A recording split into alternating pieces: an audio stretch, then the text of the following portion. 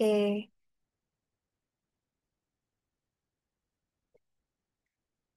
oke, jujur ini karena mendadak banget, jadi aku izin ini aku jelasin sambil aku coret-coret di sini ya, sambil aku kerjain.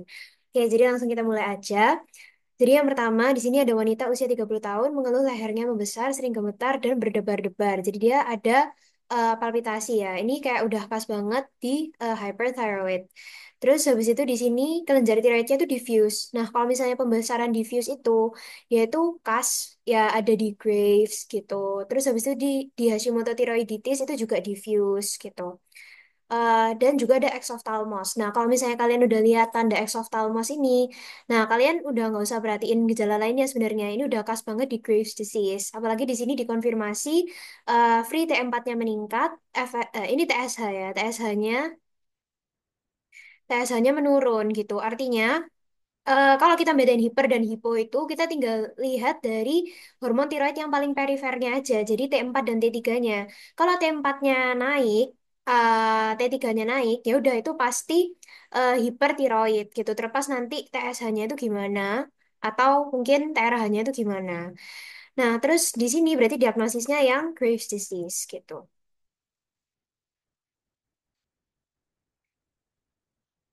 Oke, mungkin aku lanjut dulu. Terus di sini ada ibu hamil 38 tahun, anak ketiga minggu kedua. Nah, di sini ada 24 minggu. Kenapa di sini informasi 24 minggu itu penting? Karena dia tuh cut off-nya dari kita bedain antara diabetes pregestasional dan diabetes gestasional.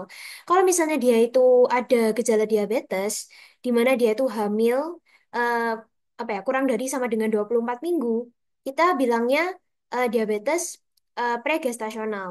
Kalau misalnya dia tuh lebih dari 24 minggu, kita bilangnya diabetes gestasional gitu. Nah, di sini udah ada konfirmasinya ya. Jadi GDP-nya kan kalau DM kan lebih dari sama dengan 126. 126. Berarti ini udah memenuhi 165. Terus habis itu GD 1 jam 50 gramnya. Nah, ini tuh sebenarnya ada cara pengukuran lainnya, guys. Jadi kalau misalnya pada ibu hamil, itu dia tuh dibagi ada yang single step, ada yang double step. Nah, kalau misalnya yang double step itu gini, jadi ya pakai GD 1 jam 50 gram, nanti pakai yang 100 gram. Kalau misalnya satu langkah itu langsung 75 gram gitu. Nah, di sini dia itu 180, berarti ya udah ini udah konfirmasi kalau dia tuh DM. Berarti di sini diagnosisnya karena dia 24 minggu jadi yang pregestasional. Tuh. Oke, nanti mungkin kalian bisa baca-baca lagi ya cut off-nya. Eh, mana? Oke. Terus habis itu di sini yang benar tentang epinefrin. Nah, mungkin ini nggak usah terlalu aku jelasin ya. Pasti kalian udah langsung tahu ini jawabannya yang respon fight or flight. Jadi di sini dia itu harusnya meningkatkan frekuensi denyut jantung. Kemudian dia bukan diproduksi sel chief ya. Jadi dia itu diproduksi namanya itu sel kromafin. Kalau in case besok keluar. Sel kromafin itu di medula adrenal. Sebenarnya nggak cuma di situ ya, kayak di ujung saraf, di presinaps itu juga bisa dihasilkan epinefrin dari ujung saraf simpatis, tapi di sini konteksnya endokrin jadi sel kromafin. eh Terus epinefrin itu kalau misalnya buat nice to know, dia itu bukan dirangsang oleh siapa-siapa, tapi dia itu bisa permisif oleh tiroid. Jadi kalau misalnya tiroidnya rendah, biasanya itu katekolaminnya juga rendah, kayak epinefrin, norepinefrin, dan dopaminnya gitu. Oke, terus hal berikut ini yang benar tentang dislipidemia anak. Nah, jadi kita bahas satu-satu aja. Di sini mungkin aku kasih dulu jawabannya. Ini ada di PPT yang biru, yang dislipidemia anak. Jadi di situ tuh emang ada tulisannya. Kalau misalnya bayi yang minum ASI itu biasanya kolesterolnya akan lebih tinggi. Nah, terus untuk gejala klinis ini justru dia itu kalau pada anak-anak dia tuh nggak terlalu jelas karena apa ya masih ada bisa dibilang respon fisiologis atau kayak coping mekanismenya gitu. Jadi dia tuh baru kelihatan kalau misalnya dewasa. Terus screening hanya dilakukan pada keluarga dengan riwayat dislipidemia. Enggak, kalau misalnya kalian baca lagi PPT-nya, screening untuk dislipidemia itu pada semua anak yang wajib itu adalah usia 9 sampai 11 tahun Dan juga kalau dewasa itu yang wajib eh 17 sampai 21 tahun. Nah, ya, ya udah ini yang wajib gitu. Kalau kenapa nggak di masa pubertas gitu diukurnya? Karena kalau di masa pubertas itu dia itu fluktuatif. Jadi kita nggak bisa menjadikan eh, kolesterol tingkat kolesterol yang ada di pubertas itu apa ya? Ya dia nggak bisa menggambarkan gitu, karena dia fluktuatif. Kan lagi menghasilkan banyak-banyaknya androgen, banyak-banyaknya kortisol gitu. eh jadi ya kolesterolnya tinggi. Terus tidak diperlukan screening dislipidemia anak salah, harus di screening. Terus nilai rujukan lipid dan lipoprotein konstan salah ya. Jadi dengan meningkatnya usia, yaitu tingkatannya berbeda. Misalnya kayak TG, TG itu beda antara usia dia tuh kurang dari 9 tahun sampai 10 sampai 19 tahun dan di atas 19 tahun itu beda lagi. Cut off-nya bisa dibaca di PPT. Oke, lanjut dulu. Terus bahan yang mempengaruhi produksi hormon tiroid. Jadi di sini itu maksudnya adalah bahan yang goitrogenik. Nah, ini kalau nggak salah di PPT biru ada juga di PPT yang ungu, yang apa namanya histopatologi itu juga ada.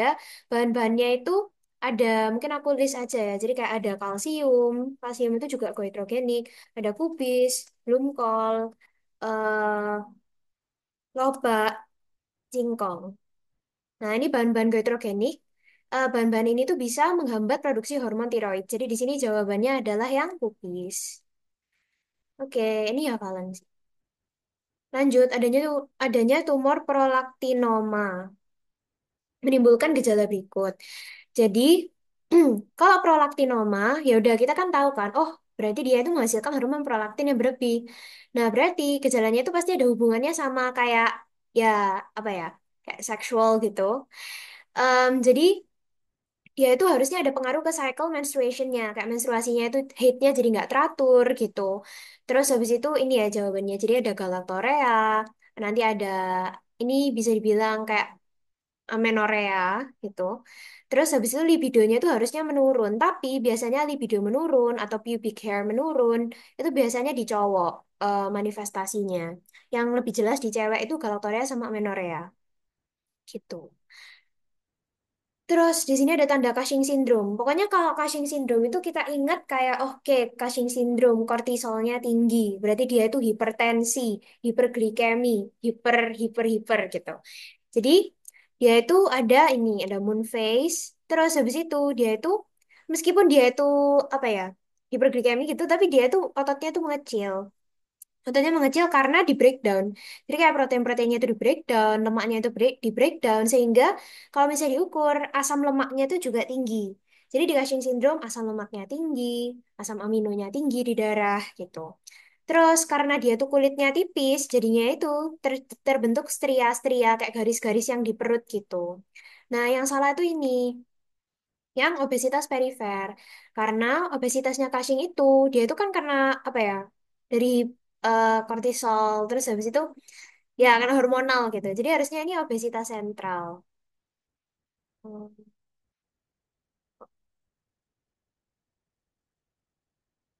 Lanjut. Terus habis itu di sini ada penyebab Cushing syndrome pengaruh ACTH adalah jadi kalau Cushing syndrome dipengaruhi ACTH kita harus lihat apa aja yang bisa menghasilkan ACTH. Nah, sebenarnya ini bisa ya kalau dilihat di PPT. Ini bisa. Sorry. Ini bisa. Ini bisa. Ini bisa. Nah, kalau ini salah ya. Ini salah karena kalau misalnya adenoma adrenal, berarti dia tuh udah menghasilkan tanpa perlu pengaruh dari atasnya, dari aksis yang di atasnya, yaitu ACTH. Jadi, kalau misalnya yang paling sering di PPT itu ya emang ini ya. Jadi ini membantu ya, karena ada tulisannya most common. Tapi emang jawabannya ini. Jadi long cell si small cell lung cancer itu dia menghasilkan ACTH, menyebabkan Cushing syndrome. Lanjut, di sini ada anak 12 tahun datang ke poliendokrinologi, mensnya tidak teratur. PCOS. Jujur ini ada ini nggak sih? Apa ya pilihannya? Kalau nggak salah congenital adrenal hiperplasia sama satu lagi itu precox puberty. Oh ya, oke, thank you. Oke, jadi di sini itu jujur di sini di soal ini aku agak bingung ya guys, karena pertama oke mensnya ini tidak teratur. Oke, tapi kita lihat dia itu 12 tahun. Berarti sebenarnya normal kan untuk anak 12 tahun dia itu udah mens. Berarti sebenarnya kita bisa singkirkan yang diagnosis precox puberty. Karena ya ya udah normal gitu dia mens, kemudian dia A3 M3P3. Kalau misalnya kalian lihat di Tanner stage, dia itu ini tuh A itu axillary, M itu apa ya kemarin itu? Saya lupa aku. P itu pubic hair. Jadi A itu axillary hair, P itu pubic hair. Terus ini kalau nggak salah itu harusnya B nggak sih? Jadi kayak breast. Tapi oke nggak apa-apa. Jadi ini maksudnya kayak payudaranya ini udah kayak terbentuk gitu. Terus axillary hairnya itu udah banyak, udah mendekati orang dewasa. Dan yang P ini pubic hairnya juga. Jadi batasnya itu kan 1 sampai 5. 5 itu semakin berkembang, 1 itu semakin belum berkembang gitu. Jadi di sini tuh enggak, karena biasanya kalau penyakit hati gini ya harusnya kan ada hepatomegalinnya ya, harusnya ada gejala kasnya. Terus habis itu sirosis hati juga enggak. Nah di sini tuh ada akantosis nigricans atau hiperpigmentasi. Biasanya dia itu em, bisa tandanya DM, bisa juga tanda dari kelebihan rangsang ke ACTH, which means dia itu ada kelebihan dari ya bisa bisa banyak sih, bisa kortisolnya dan lain-lain. Nah, jujur kalau di sini aku tuh lebih condong ke yang congenital adrenal hyperplasia karena hiperpigmentasinya dibandingkan dari PCOS. Tapi kalau misalnya kalian ada argumen lain gitu yang mendukung PCOS, ya nggak apa-apa, boleh apa namanya, boleh bilang langsung atau di komen. Tapi dari tanda-tandanya ini aku lebih condong ke CAH sih. Oke, lanjut. Keuntungan pemberian penghambat SGL sodium glucose cotransporter 2 pada penderita tua. Nah, jadi ini kalian udah pasti, aku yakin kalian udah tahu ini sama ini itu pasti benar. Nah, kalian pasti kayak bingung yang di sininya kan. Nah, sebenarnya kalau di logika SGLT2 itu kan dia menghambat absorpsi glukos di ginjal. Jadi, kalau misalnya glukos di ginjal tuh dihambat diabsorpsi, intinya dia dibuang. Jadi pasti ada glikosurianya. Nah, tapi ginjal itu mempunyai batas gitu. Jadi, eh seberapapun banyak glukosnya, dia tuh akan tetap membuang ya sesuai kapasitasnya dia gitu. Nah, kalau aku bilang, kalau menurutku, resiko hiperglikemianya itu benar rendah. Tapi kalau resiko hipoglikemianya rendah itu salah.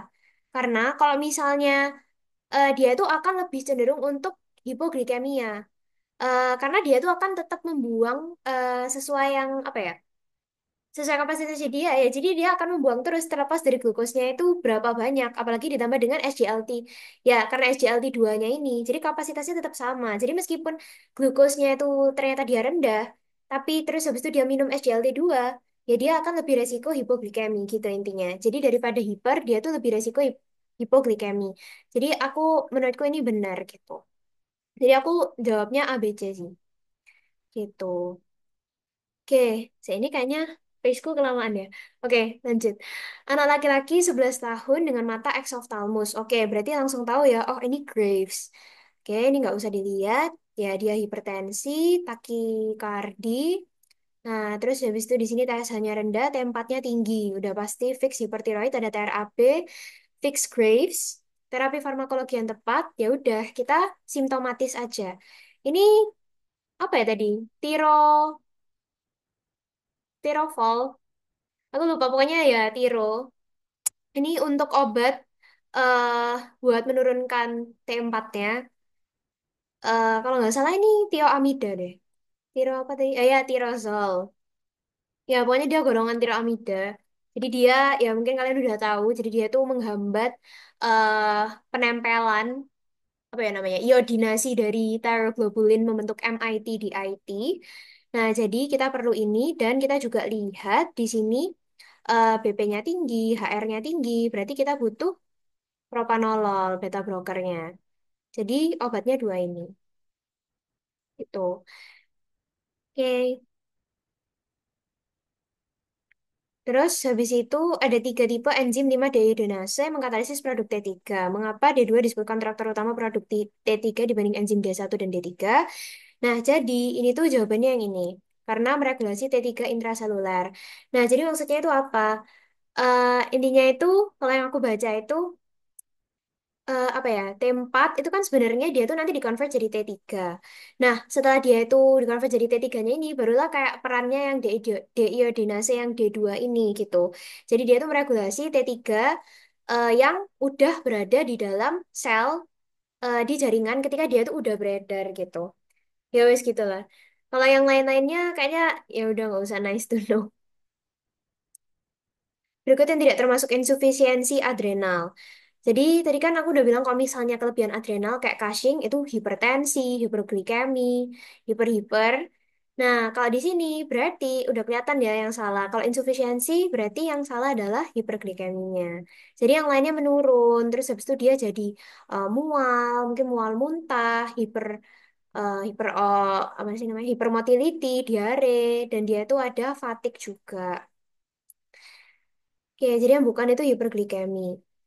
Terus habis itu hormon tiroid hambat sekresi TSH dengan cara, nah jadi di sini itu jawabannya yang ini. Oke, kenapa? Menurunkan kepekaan TRH reseptor pada thyrotrop. Jadi thyrotrop itu adalah sel yang ada di hipofisis. Nah, dia itu eh apa namanya? Ya, jadi dia itu di hipofisis. Terus habis itu dia itu ada TRH reseptor kan. Nah, tiroid yang tinggi itu, dia itu akan memberikan feedback negatif kepada TRH, sehingga dia itu akan menghasilkan lebih sedikit TRH, kemudian dia itu, karena lebih sedikit TRH, dia itu akan lebih sedikit merangsang thyrotrop atau menurunkan kepekaannya, sehingga TSH-nya itu turun. Ya, gitulah intinya. Jadi, sama mekanisme feedback negatif menurunkan kepekaan. Kalau yang lainnya udah pasti salah. Terapi yang tepat. Nah, di sini kalau mungkin ini yang mungkin kalian paling bingung. Jadi kayak apa namanya? Terapi lipid-lipid gitu ya. Kita lihat dulu sebenarnya harus hafal cut off-nya sih guys. Jadi mungkin aku tulis aja kok misalnya TG itu kan dia 170 sampai 200 mg per dl. Ini tuh apa ya? Kayak nilai ininya sih, nilai intermediate-nya sebenarnya. Jadi kalau tinggi itu ya lebih dari 200 gitu maksudnya. Terus, ntar TG, terus ada LDL. LDL itu 110 sampai 130, kalau tinggi itu lebih dari 130. Jadi 100, jadi yang aku tulis ini adalah nilai intermediate atau nilai borderline. Kalau misalnya kalian lihat di PPT. HDL, terus ada TC ya, total kolesterol. Kalau HDL itu dia 40 sampai. Eh, Terus total kolesterol itu kalau nggak salah 150 sampai 199. Ya, jadi kalau misalnya kayak lebih dari 9200 tinggi, lebih dari 9130, 45, oh ya kalau HDL itu beda ya. Kita ngelihatnya berbahaya itu kalau misalnya kurang dari 40. Gitu. Nah, sekarang kita lihat TG-nya. Oh, TG-nya ini rendah, berarti nggak perlu diapa-apain. Kolesterolnya ini, kolesterolnya TC-nya tinggi ya, 255. Terus LDL-nya 194. Kalau misalnya 194 ini udah nggak usah dilihat lagi yang lainnya, guys. Karena kalau misalnya LDL-nya udah lebih dari sama dengan 190, lebih dari sama dengan 190, udah langsung kasih statin high intensity. Nah, statin high intensity itu apa? Statin high intensity itu ada dua. Rosuvastatin, rosuvastatin sama atorvastatin. Dosisnya berapa? Jangan sampai keliru, ini 20 mg, ini 40 sampai 80 mg. Jadi kalau misalnya kalian lihat ada misalnya kayak atorvastatin 20 mg gitu. Nah, berarti dia bukan high intensity, dia moderate intensity. Jadi rosu dan ator ini ada juga di intermediate intensity, tapi dosisnya beda gitu. Kalau nggak salah rosuvastatin 10 mg, atorvastatin 10 sampai 20 mg itu yang intermediate intensity.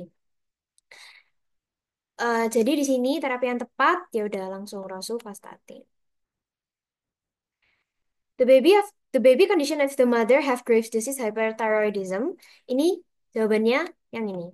Lah, kenapa bisa tiga-tiganya? Padahal ibunya ini Graves' disease cuman hipertiroid.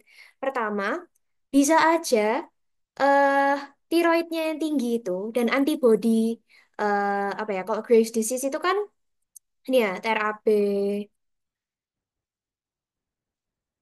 ya TRAB. Nah, apa namanya? Antibodinya tuh nggak lewat gitu.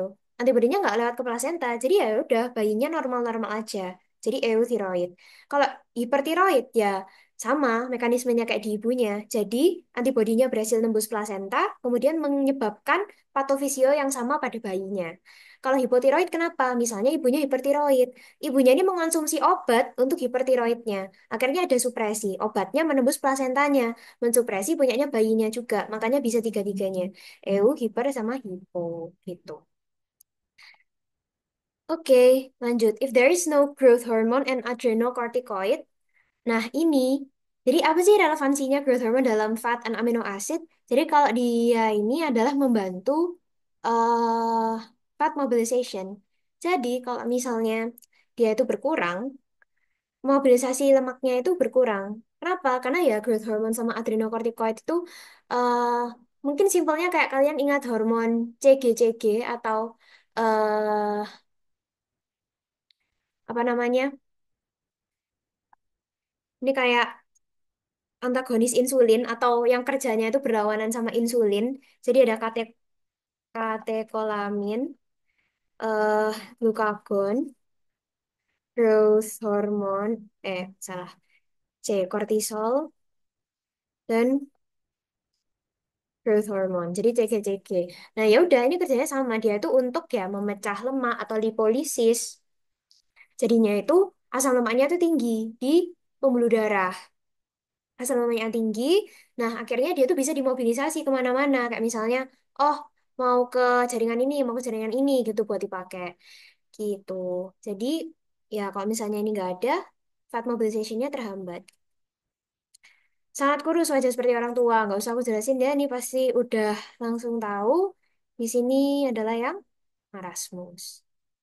Tapi emang ada soal ini ya tadi? Jujur aku lupa sih. Emang ada soal yang marasmus ya jawabannya. Tapi kalau ciri-cirinya kayak gini ya pasti marasmus guys. Kalau nanti ada tambahan edemanya, ada SDSD-nya, nanti kayaknya ada deh soal ini. Ya nanti ya. Oke, yang tidak memengaruhi hormon glukagon udah Tapi nih. sih, Eh, saya ada pertanyaan buat 18 kalau boleh. oh iya, Ini kalau silakan. buat 18, ini bedanya marasmus sama marasmic kwashiorkor jadi apa? Oh, oke. Jadi kalau bedanya sebenarnya better dijelasin dari nomor yang ini sih. Jadi kalau misalnya marasmus, dia itu gejala yang pasti ada itu yang sangat kurusnya ini. Lebih tepatnya adalah dia itu severe wasting kan. Jadi severe wasting itu kalau kita lihat dari growth chart-nya itu kurang dari -3 SD. Itu sangat kurusnya itu kayak gitu. Dan ada wajah seperti orang tua karena dia ada eh apa ya? Kehilangan lemak subkutan, terutama di area wajahnya. Jadi kayak kulitnya itu kayak jatuh gitu, kayak orang tua. Itu khas banget di marasmus. Kalau misalnya definitifnya dari kwashiorkor, definitif ya, itu bilateral pitting edema. Nih, mana ya ini? Edema pada kedua tungkai. Itu adalah bilateral pitting edema. Jadi kalau kita tekan kedua punggung kakinya secara bersamaan, terus habis itu kita lepas. Nah, nanti itu ada kayak apa ya? Cekungannya yang tetap ada di situ gitu. Itu definitif kwashiorkor. Kalau misalnya kita menemukan dua-duanya, ini misalnya di soal ini ya, Z-score kurang dari -3 SD, itu severe wasting-nya. Di sini juga ada bilateral pitting edemanya, ya udah itu fix marasmic kwashiorkor gitu. Harus ada dua-duanya kalau marasmic Yes. kwashiorkor. Iya Baik, benar, benar. thank you. Oke, sama. Ya ini udah aku jelasin, jadi langsung aku jawab aja.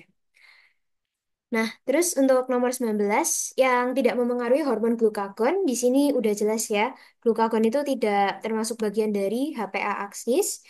Ya, ini kan hipotalamus, pituitary adrenal ya. Nah, dia tuh nggak ada hubungannya sama HPA aksis. Tapi yang lain-lainnya itu ada. Jadi meningkatkan asam amino, meningkatkan asam lemak, meningkatkan metabolisme keton, dan lain-lain. Nah, terus, oke, sini apa?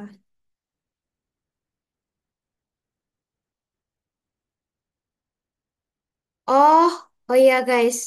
Oh, kalian tadi yang soal ini ya, nanya yang soal ini. Oh iya, iya.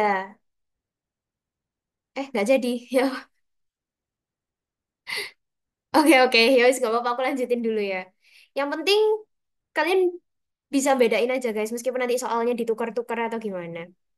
Oke, lanjut dulu. Functions of lipoprotein lipase. Sebenarnya di better aku tunjukin di gambar, tapi ya udah nggak apa-apa. Langsung aja. Jadi kalau lipoprotein lipase, dia tuh kan ada di blood vessel ya.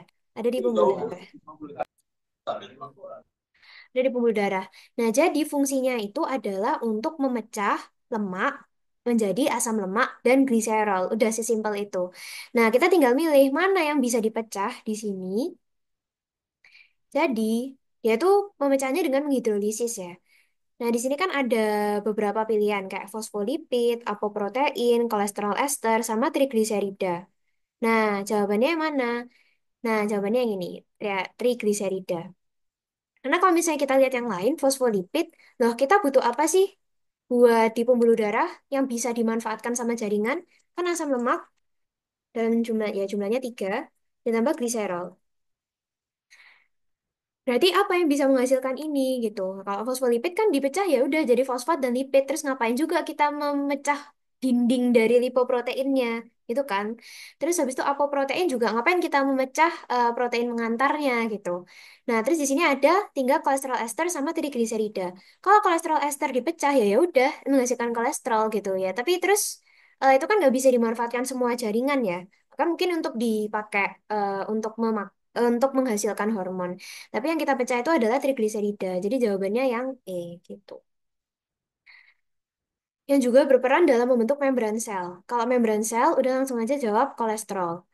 Kalau misalnya kolesterol ester itu dia nggak bisa. Kolesterol ester dan trigliserida selalu di dalam. Karena mereka itu yang bersifat hidrofobik. Jadi mereka harus di dalam dari lingkarannya. Jelek banget lagi. Bentar ya. Ini pakai gambar aja. Hmm, mana ya kau?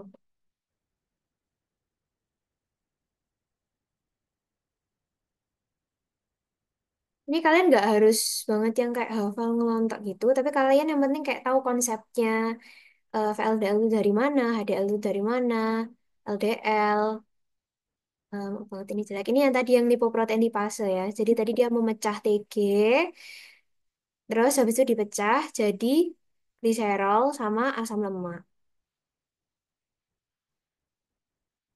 Mana ya, mana ya, di depan kayaknya. Oh ini. Jadi kalau misalnya yang di luar itu kolesterol, fosfolipid, apoprotein. Yang di dalam itu kolesterol ester sama triasil gliserol atau trigliserida. Karena bersifat hidrofobik, yang di luar hidrofilik. Oke, lanjut yang bukan penyusun lipoprotein. Jadi tadi udah kelihatan ya di gambarnya yang nggak ada yang apa, lecithin. Apa hubungan aterosklerosis dan hiperurisemia? Nah, jujur ini tadi aku masih nyari-nyari ya, guys. Jadi, mungkin aku tunjukin aja langsung dari PPT. Ya.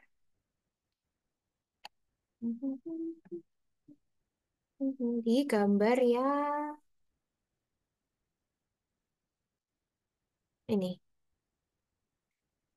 Nah, jadi ini tadi itu aku ngasal jawabnya, tapi ternyata benar. Jadi dia tuh bisa meningkatkan produksi dari oxygen free radicals yang menyebabkan low density lipoprotein peroxidation dan lain-lain. Jadi intinya dia tuh meningkatkan OX LDL gitu. Terus kenapa apa hubungannya dengan OX LDL? Jadi jawabannya yang ini ya, meningkatkan oksidasi lipid. Jadi kalau misalnya lipid yang teroksidasi itu, tubuh itu udah nggak melihat itu sebagai lipid.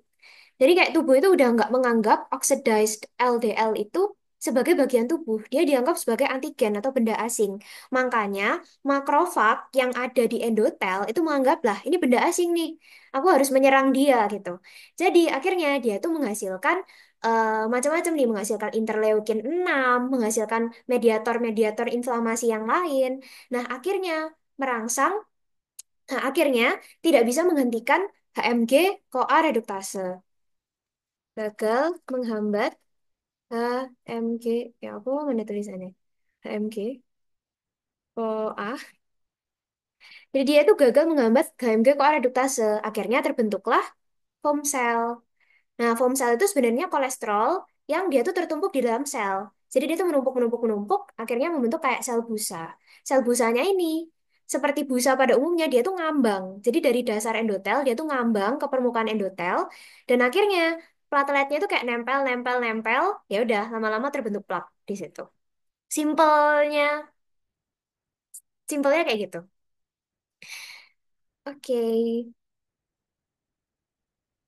Nah, di sini ada anak 13 tahun, 90 kilogram. Ya udah, ini udah kelihatan ya. 13 tahun, 90 kilogram. Dia melewati persentil, dia ada resiko DM, terutama DM2. DKA, GDA 595, udah stabil napasnya. Terapi lanjutannya apa? Emang tadi ada soal ini ya, guys. Tapi kalau misalnya pertanyaannya kayak gini, dia udah stabil napasnya, terus terapi lanjutannya apa? Harusnya dikasih fluid dulu. Resuscitation atau cairan kristaloid kalau nggak salah soalnya itu. Jadi dia dikasih fluid dulu. Nah, terus langkah kedua baru diberi insulin. Tapi kita lihat dulu. Kalau misalnya ditanya ya, setelah diberi kristaloid diberi apa gitu. Kita lihat dulu kaliumnya. Kalau kaliumnya eh kurang dari 3,5 minimal per liter, jangan kasih insulin dulu. Karena insulin sama kalium itu berkebalikan. Insulin tinggi, kalium rendah. Insulin rendah, kalium tinggi. Jadi kalau kalian kasih insulin dulu, kalium yang rendah itu tambah rendah.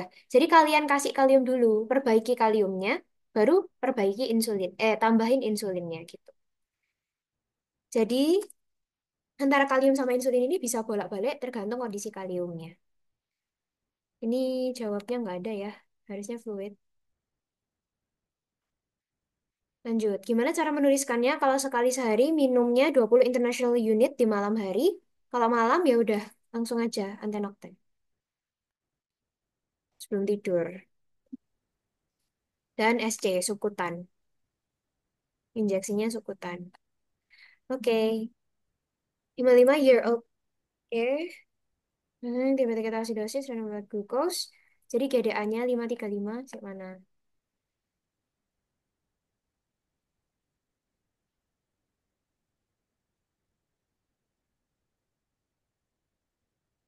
Oh, sorry. Mana sih? Ini ada yang bilang yang nomor ini yang hiperurisemia itu tadi opsinya yang hipertensi yang meningkatkan oksidasi. Iya kak guys, saya ingatku kok hiperurisemia ya tadi. Hiperurisemia meningkatkan oksidasi. Atau mungkin ada yang ingat ini tuh hipertensi ya. Mungkin bisa,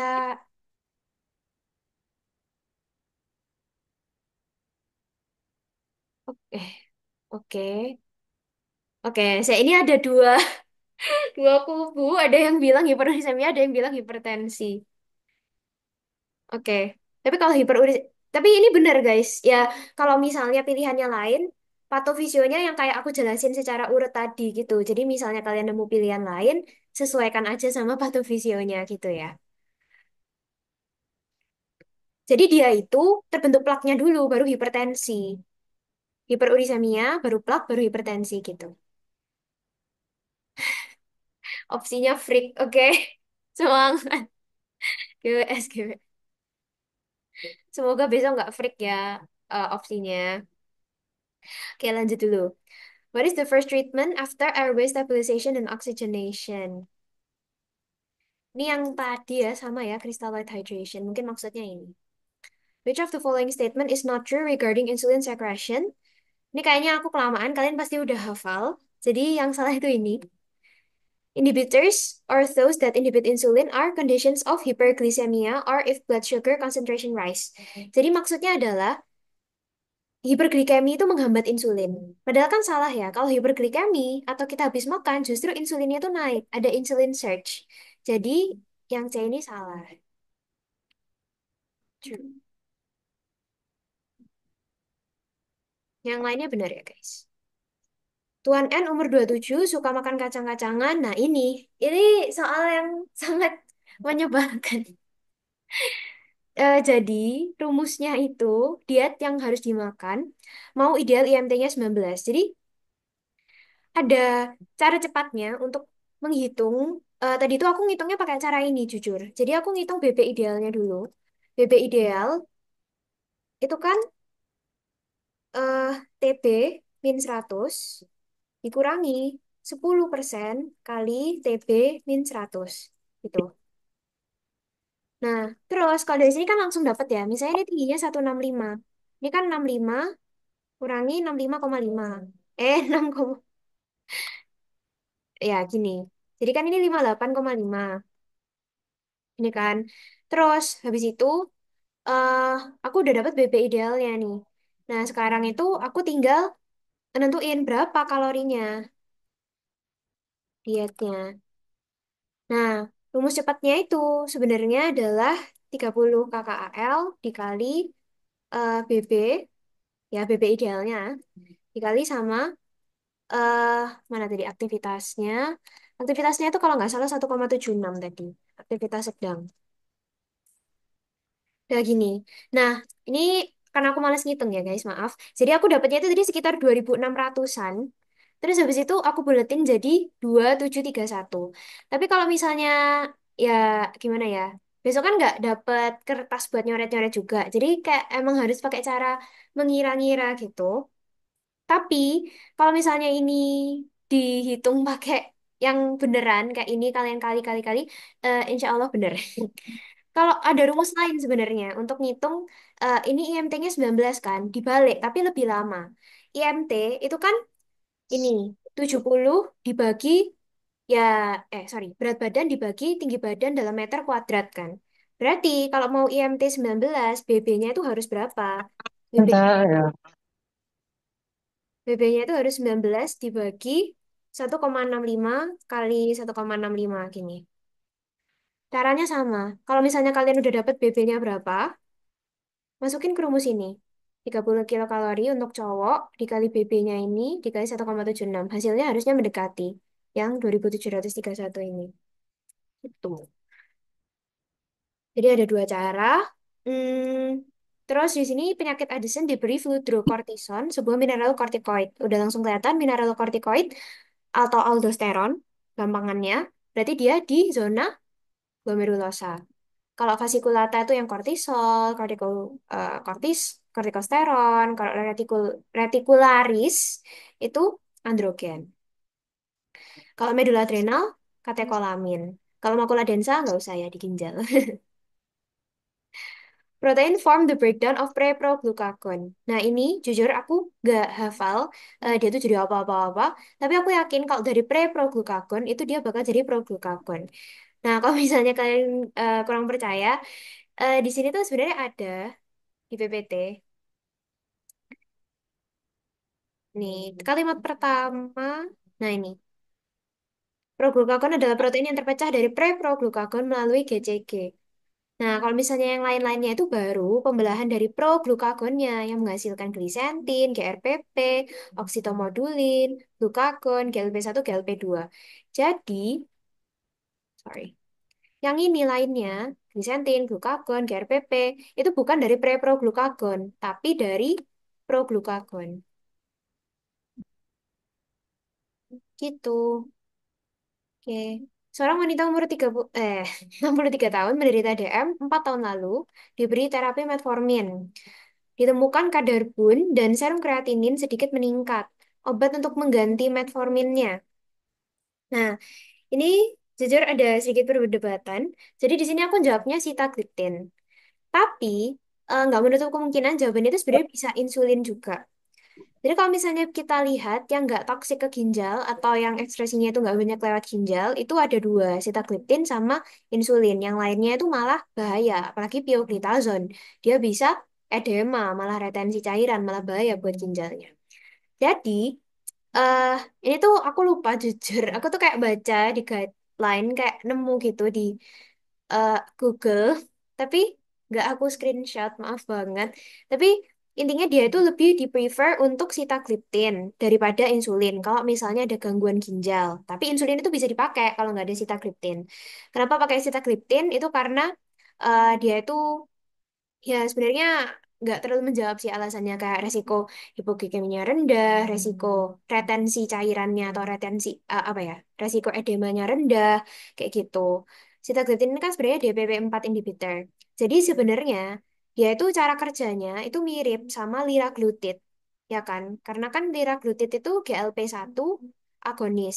Ini DPP-4 antagonis. Dia itu di satu jalur, tapi liraglutid itu dia nggak bagus buat ginjal. Pilihnya yang sitagliptin gitu. Oke, Bapak Mukidi 54 tahun keluhan benjolan pada kaki mengganggu. Benjolannya namanya tofus ya guys. Kalau struma itu goiter. Kalau distrofi itu ya distrofi otot gak ada ya. Pitting edema itu yang tadi kwashiorkor. Pekerja kantoran ringan merasa tidak ideal dan terlalu banyak makan. Ini seperti biasa kalian hitung aja IMT-nya. IMT-nya ini kalau nggak salah 20 koma berapa gitu tadi. Jadi itu masih terhitung normal. Kalau normal itu kan 18,5 sampai 20 eh, sampai 23. Kalau mengikuti pedoman Asia Pasifik, 23 sampai 25 itu udah gemuk, terus 25 itu udah obesitas. Kalau ikut WHO, 27 baru obesitas. Jadi kalau WHO itu normalnya 18,5 sampai 25 gitu. 25 sampai 27 gemuk, 27 obesitas. Kita biasanya pakai yang standar Asia Pasifik. Jadi ya kayak yang aku bilang tadi. Hormon yang diproduksi adiposit pada jaringan lemak unilokular, ini hafalan aja, ini leptin. Nah, kenapa adrenal cortex zona fasciculata dan reticularis hanya memproduksi weak mineralocorticoids? Jadi kenapa sih dia itu hanya menghasilkan sedikit aldosteron gitu? Karena hormon yang untuk mengkonvert dia menjadi aldosteron ini salah ya. Ini harusnya CYP11B2. Ngaruh guys, B1 B2-nya ini ngaruh. Karena B1 itu di jalurnya kortisol, B2 itu di jalurnya kortikosteron yang bisa jadi aldosteron. Ini tadi pilihannya B2 kok. Jadi eh, jadi di sini jawabannya itu 4 aja.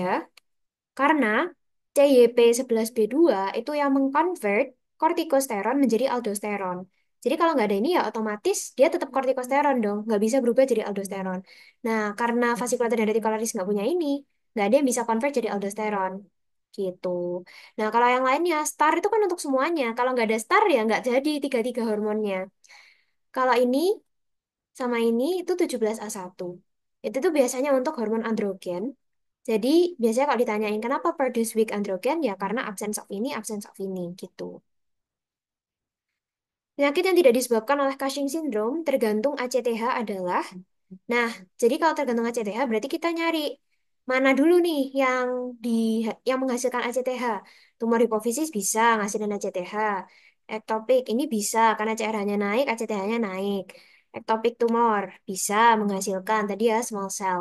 Jadi yang nggak bisa menghasilkan eh apa ya ACTH yang tinggi itu adalah ini. Jadi kalau misalnya pakai exogenous glucocorticoid, dia itu bisa menyebabkan Cushing syndrome, tapi tidak tergantung ACTH karena dia justru menurunkan CRH, menurunkan ACTH. Jadi yang benar yang lanjut, seorang pasien perempuan 22 tahun memiliki benjolan di leher, demam dan nyeri. Ada nyeri. Udah guys, kalian nggak usah lihat yang lain. Kalau nyeri udah pasti subakut tiroiditis. Nama lainnya de Quervain. Nggak ada lagi yang nyeri. Protokol kesehatan perbaikan gizi buruk kecuali jadi ini benar, ini benar, ini benar, ini benar, yang salah yang ini. Buat kebenarannya sebenarnya ada di PPT, tapi ini karena mendadak nggak aku copy, jadi oke bisa dibaca sendiri. Laki-laki 12 tahun, berat 90 kilo, ya ini udah overweight. Terus untuk pemeriksaan poliendokrinologi anak dengan obesitas, ada hiperpigmentasi. Apa nama kondisi yang didapat pada pasien ini? Langsung aja ya, hiperpigmentasi, akanthosis nigricans. Nyeri, the Quervains atau subakut. Gimana subakut itu? Jadi dia itu hipertiroid, hipotiroid, kemudian normal. Singkatnya penjelasannya itu kenapa? Kenapa dia hipertiroid dulu? Karena tiroiditis itu dia ngerusak kelenjarnya. Nah, karena kelenjarnya itu rusak, dia itu bocor. Jadi, hormon tiroidnya itu bocor nih, keluar dulu semuanya, makanya hipertiroid. Setelah beberapa minggu, habis kan hormonnya. Nah, akhirnya karena dia udah rusak, dia tuh ada gangguan juga dalam memproduksinya. Akhirnya setelah beberapa minggu itu, dia jadi hipotiroid. Baru setelah dia itu pulih, infeksinya selesai, nah akhirnya normal lagi. Oke, ini tadi. Oh, oke. Nah, kalau yang ini, rumusnya itu simpelnya, pakai rumus cepat aja. Dokternya pakai rumus cepat kok. Jadi kalau cowok, tadi kan 30 kilokalori. Kalau cewek, 25 kilokalori dikali BB, dikali aktivitas. Berarti berapa? 25 kali, berapa BB-nya? 52, dikali 1,55. Hasilnya adalah 2015. Gitu. Ini tinggal dihitung aja. Lanjut. 9, jadi anak usia 9 tahun dengan polidipsi, poliuri. Uri production-nya ya poliuri ya, karena lebih dari 4 mililiter per kilogram berat badan per jam. Nah, jadi dia tuh ini salah ya. Ini psychological. Jadi ini psychological. Nah, ini ngaruh banget guys, karena ada yang namanya psychogenic, apa ya, psychogenic poliuria ya. Jadi dia itu emang minum dan pipis karena dia ada gangguan mental gitu. Jadi yang paling penting kita tuh bedain apakah ini fisiologis atau psikogenik adalah pakai water deprivation test atau tes haus. Jadi kita cek, kalau misalnya kita biarin dia haus, apakah gejalanya membaik atau enggak? Kalau membaik, berarti dia psychogenic, karena dia sengaja minum dan akhirnya banyak pipis. Tapi kalau dari water deprivation test atau tes hausnya enggak membaik, loh berarti gejalanya itu emang dari tubuhnya, dari fisiologisnya. Ya mungkin diabetes insipidus atau yang lainnya. Nah, lanjut dikonsulkan oleh karena gemuk dan banyak kencing. Oke, gemuk, banyak kencing. Nah, ini kita udah lihat bisa mengarah kemana? Bisa mengarah ke DM. Jadi yang perlu kita tanyain yang berkaitan dengan DM. Apakah ada polifagi? Apakah ada polidipsi? Apakah ada penurunan berat badan? Ini melengkapi diagnosis DM. Pernyataan berikut yang benar mengenai sindrom metabolik anak. Ini aku yakin kalian udah baca soal compilan, jadi ini jawabannya yang obstruksi sleep apnea. Kenapa? Karena salah satu sindrom metabolik anak itu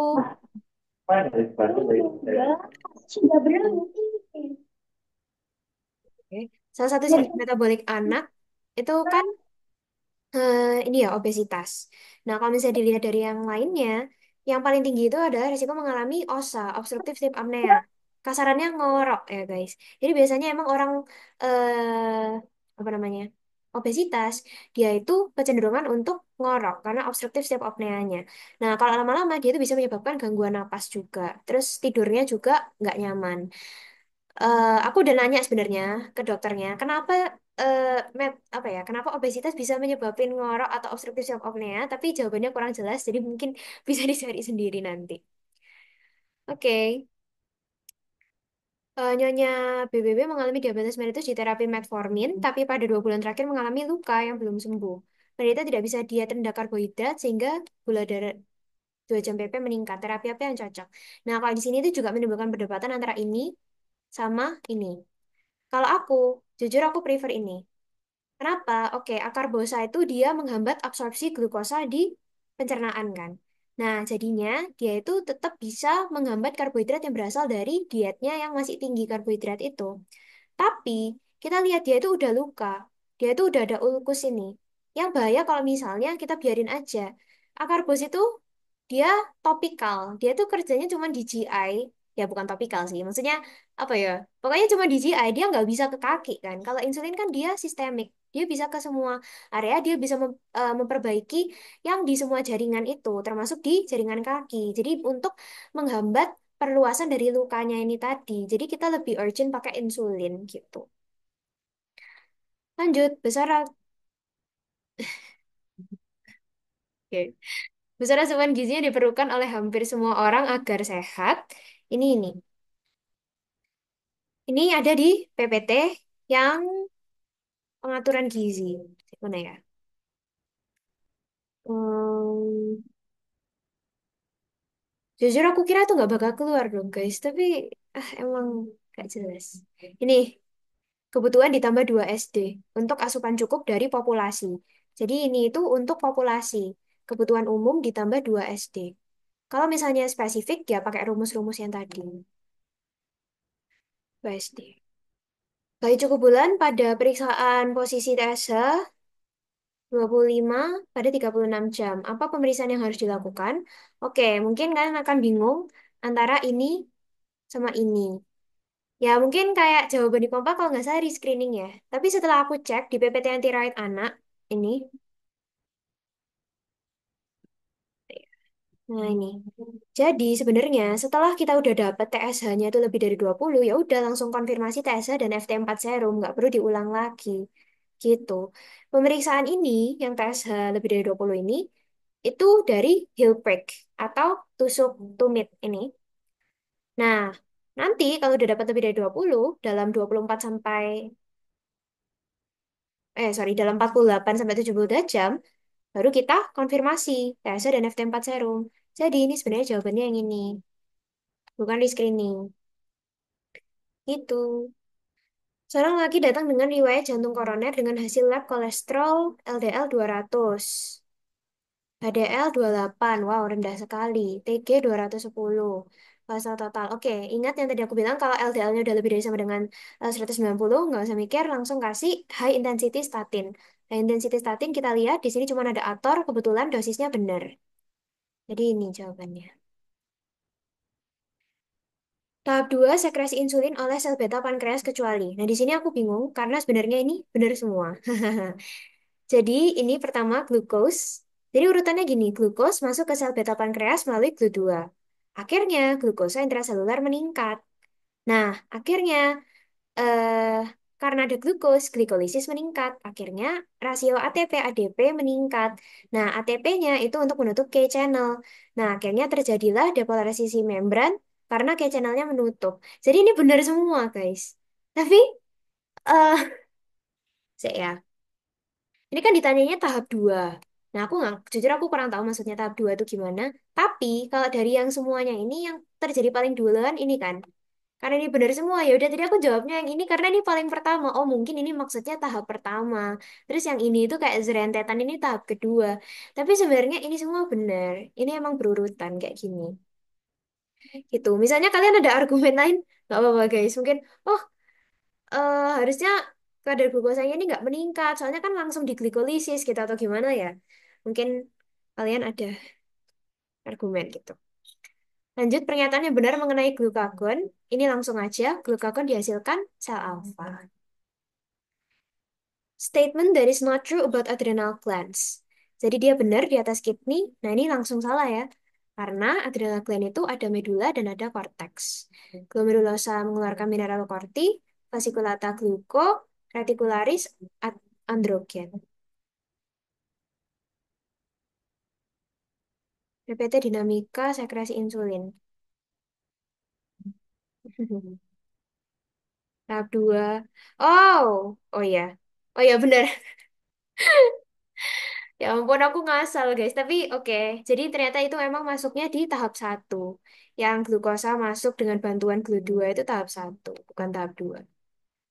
Oke, thank you.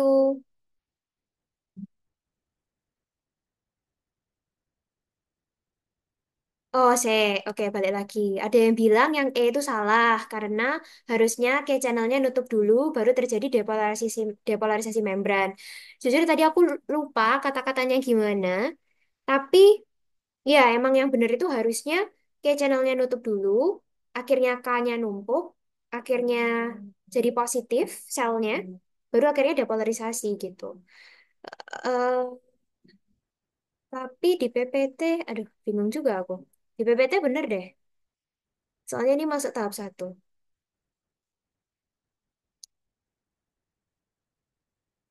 Nah, ini gini tulisannya. Depolarisasi membran sel serta menginduksi. Persis kan? Kayaknya mungkin maksudnya itu terjadi bersamaan lah. Hampir bersamaan emang. Karena penutupannya kan cepet banget. Gitu. Jadi jawabnya kalau dari aku tetap yang A. Thank you buat masukannya. Terus, oke lanjut. Mas-mas umur 27, BB 90-an, TB 176, ibunya kena DM dan jantung koroner. Yang harus dilakukan sama mas ini. Oke, jadi kita lihat di sini dia itu meskipun kita nggak ukur ya, kita bisa ngira-ngira lah, ah, ini udah mengarah ke obesitas, ibunya ada DM, ada jantung koroner, ASCVD-nya tinggi ya, risk keluarganya, kardiovaskularnya tinggi, berarti ya pertama dia harus penapisan dulu, atau screening dyslipidemia. Itu kayak ada di guideline-nya kok, AAJ. AHA, ya itulah. Nah, ini. Oke, kita lihat pelan-pelan. Jadi di sini anaknya ini obesitas ya. Terus dia itu pernafasan kusmol cepat. Oke, tanda-tanda DKA. Polidipsi, polifagi, kelelahan. BB-nya turun. Konsumsi prednison. Glukosnya tinggi. Ketonnya tinggi. C-peptide-nya tinggi. Asam glutamat negatif. Nah, jadi eh ini tuh sebenarnya ada soal lain ya. Kalau nggak salah tadi itu yang ketonnya itu 0,1. Kalau di sini ketonnya tuh 3. Nah, dia itu sebenarnya kalau kita lihat dari sini udah kusmol, terus ketonuria tinggi ya, keton darahnya 3, terus glukosnya udah setinggi ini, itu tuh udah definitif DKA. Jadi sebenarnya kita udah bisa menghilangkan yang suspek-suspek DKA ini. Itu, kecuali ketonnya itu masih rendah gitu. Meskipun dia kusmol, kita tetap baru suspek. Tapi kalau udah tinggi gini, udah langsung DKA. Sekarang kita lihat bronkopneumonia nggak mungkin kan? Sekarang tinggal DM1 atau DM2. Meskipun dia itu anak kecil, 13 tahun, tapi lihat ini udah melebihi persentilnya kan. Harusnya nggak 79 kilogram. Nah, jadi kita bisa bilang dia itu DM2. Karena obesitas beresiko pada DM2. Nah, kita juga bisa melihat ya, ada polidipsi, polifagi, dan gejala DM2 yang lain. Oke.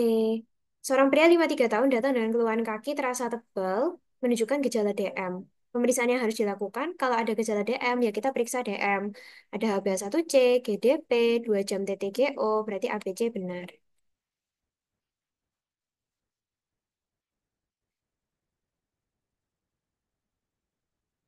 Konsumsi prednison. Ini tah, konsumsi prednison untuk lupus. Bisa, bisa. Ya, bisa. Bisa GIDM, tapi hmm, bentar. Tapi di sini nggak ada GIDM juga sih. Jadi, ya tetap aku prefer ke sini sih. Bentar, gimana?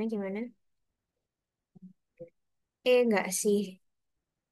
Hmm, oh ya, jujur aku lebih prefer ke sini. Tapi misalnya kalian, apa ya?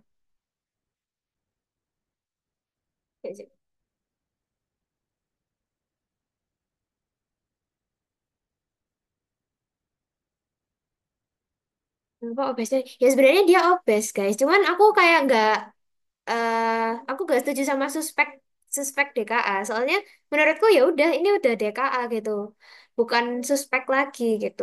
Karena aku juga nemu di soal yang lainnya, nah itu bener suspek DKA. Yang kalau nggak salah ada infeksi saluran kemih. Nah itu kan ketonnya itu masih rendah, nggak seberapa tinggi gitu kan.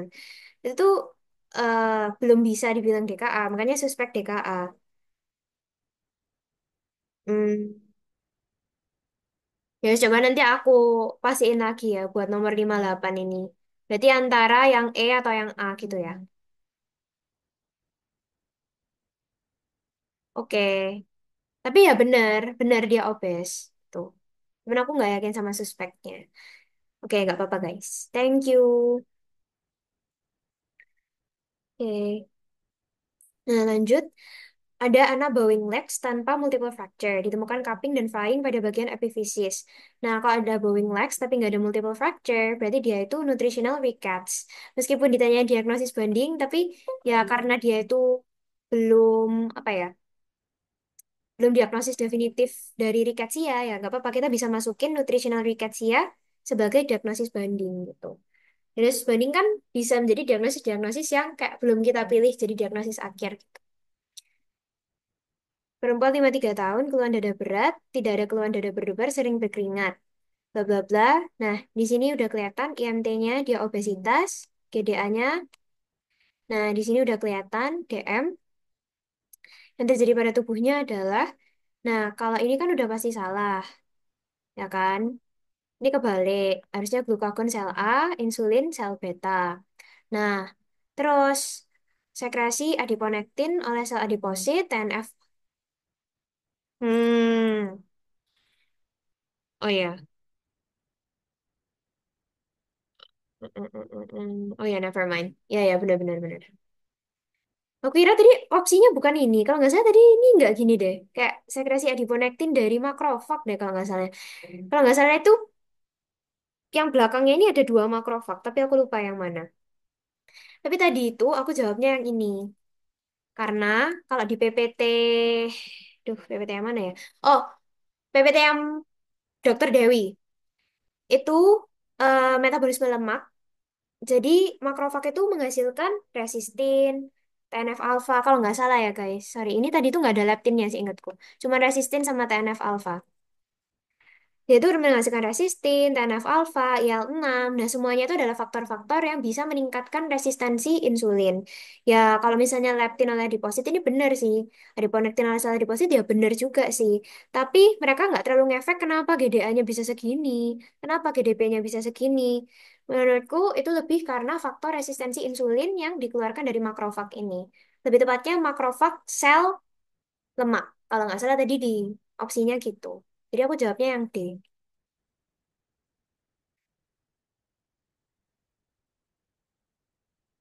Itu yang dihasilkan makrofag di jaringan adiposa. Enggak, leptin itu di adiposit. Bentar ya. Mana ya PPT-nya? Nah, dereng dereng. Ini. Nah, ini. Leptin itu reduce appetite, adiponektin itu increase insulin sensitivity. Nah, ini resistin increase insulin resistance, TNF alpha insulin resistance, IL-6 insulin resistance. Oh, oh, oh ya, sorry, sorry, sorry, sorry. Oke, maksudnya opsinya. Ya, ya. Thank you. Ini langsung tak tulisin aja ya. Hehehe. Oke, thank you. Terus, oke lanjut. Pada pria 60 tahun, PG 100, LDL 140, HDL 40, total kolesterol 200, fungsi hepar dan ginjal normal. Oke, kita nggak bisa lihat dari LDL karena dia nggak lebih dari 190. Eh, bentar. Kolesterolnya, cek. Ini ada kalimat yang hilang nggak sih? Kalau nggak salah ada kalimat yang hilang, kayak apa bener kayak gini ya? Ada resiko kardiovaskular nggak sih? Soalnya seingatku tadi aku jawabnya ini. High intensity statin. Tapi aku lupa soalnya. Bentar. Ya HDL-nya nggak kenapa-napa sih. TG-nya juga nggak masalah. Kolesterolnya ini ya lumayan tinggi tapi eh nggak melebihi batas gitu ya. Ada tambahannya. Oh iya. Riwayat pasang ring 2 kali dah. Yang ini. Tak tak tulis dalam tanda kurung dulu ya. Mungkin ini yang riwayat pasang ring.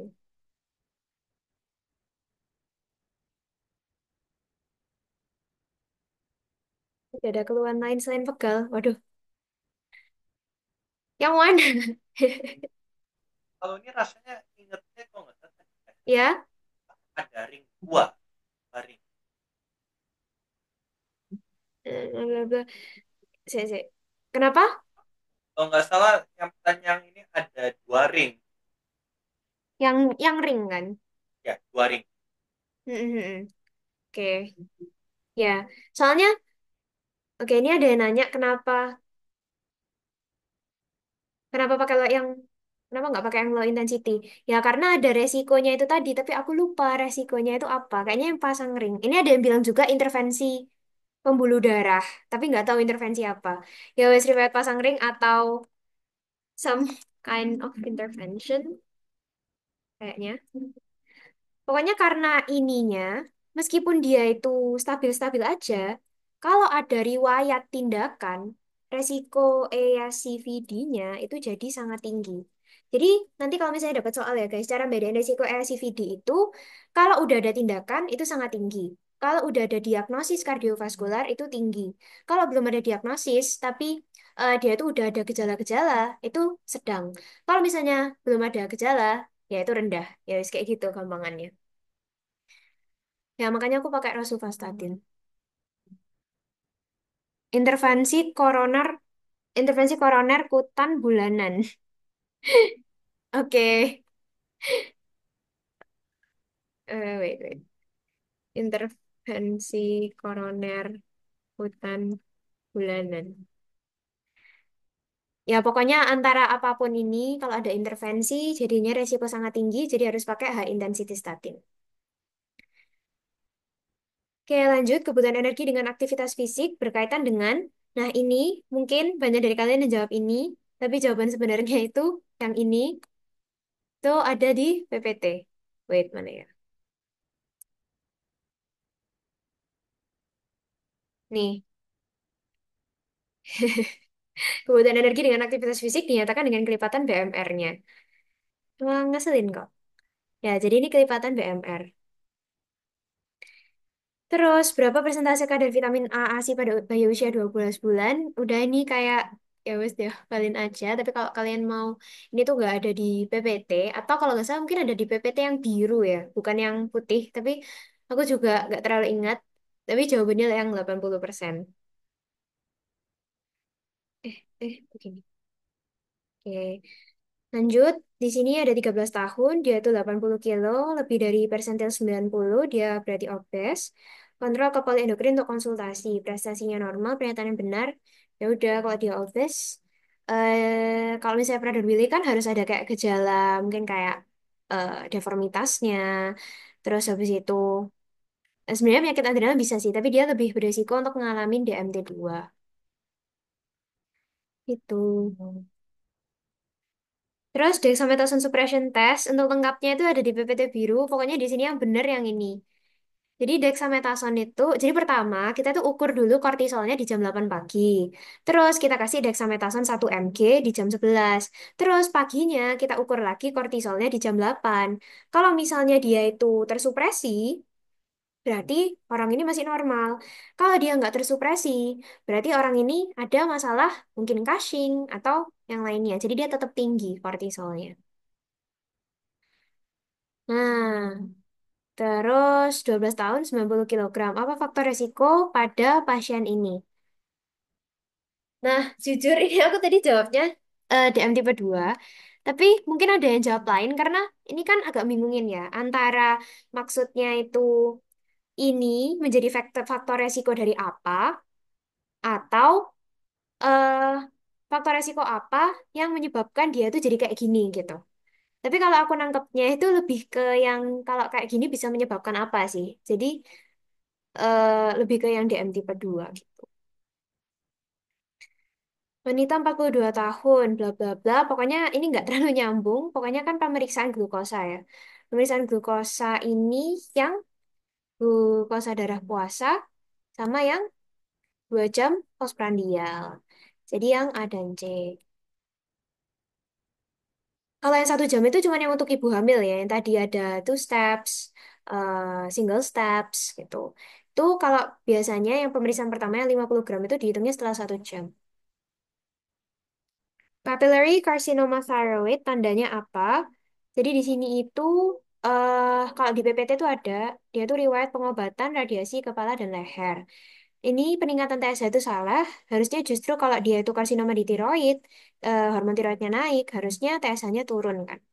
Terus tumor yang tumbuh dengan lambat kan dia karsinoma, invasif, cepat harusnya. Radiologi hot nodule ini salah. Jadi hot nodule itu semakin jinak, semakin hot. semakin eh, apa namanya, semakin ganas, semakin cold malah. Oke, gitu. Jadi kalau misalnya dia itu karsinoma, biasanya dia tuh justru cold nodule. Jadi dia tuh nggak menyerap radioaktif iodinnya. Kapsul tebal ini ada di karsinoma follicular, follicular karsinoma. Jadi kapsul tipis, kapsul tebal itu untuk membedakan follicular adenoma sama follicular carcinoma. Kalau follicular adenoma, kapsulnya tipis dan nggak ada angio invasion. Kalau follicular carcinoma, kapsulnya tebal dan ada angio invasion atau invasi ke pembuluh darah. Jadi dia nembus kapsulnya masuk ke pembuluh darah. Oke, lanjut. What are the basic pathological mechanism? Nah, ini aku jujur kayak paling bingung di soal ini. Ini kalau nggak salah muncul berapa kali ya, 2 kali apa 3 kali gitu. Jadi pertama kita lihat, oke, dia ini ada PJK-nya ya. Dia ada anginanya, ada left chest pain, kemudian feeling pressure, shortness of breath, keringat dingin. Itu udah pasti ada masalah di jantungnya. Terus kita bisa lihat eh di sini ada diabetesnya. Terus habis itu ya ini nggak terlalu gimana-gimana sih, HDL-nya rendah. Terus GFR-nya juga nggak normal, serum kreatinnya juga tinggi. Jadi dia itu ada 2 masalah. Enggak sih, 3 sih sebenarnya.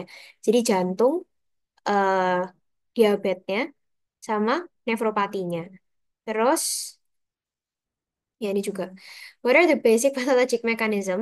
Jadi aku tadi jawabnya, karena dia tuh udah ada infarct myocard. Ini kayaknya sih infarct myocard, karena di soal selanjutnya itu infarct myocard akut gitu jawabnya. Itu kan udah makro ya. Sedangkan yang nefropati itu kan masuknya ke mikroangiopati. Jadi tadi aku jawabnya yang makro sama mikro. Tapi misalnya kalian punya argumen lain gitu, nggak apa-apa. Boleh dibilang.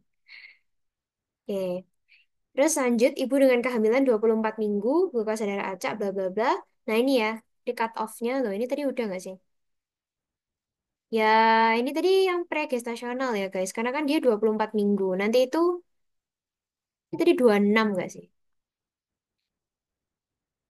Kalau yang 26 minggu, karena dia udah lebih dari cut off-nya, yaitu 24 minggu, kita bilangnya adalah diabetes gestasional.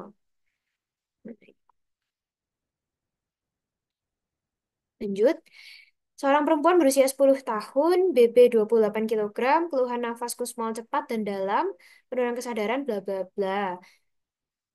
Hah? Oh iya. Nah, terus di sini itu ada kan ketonnya ini 1.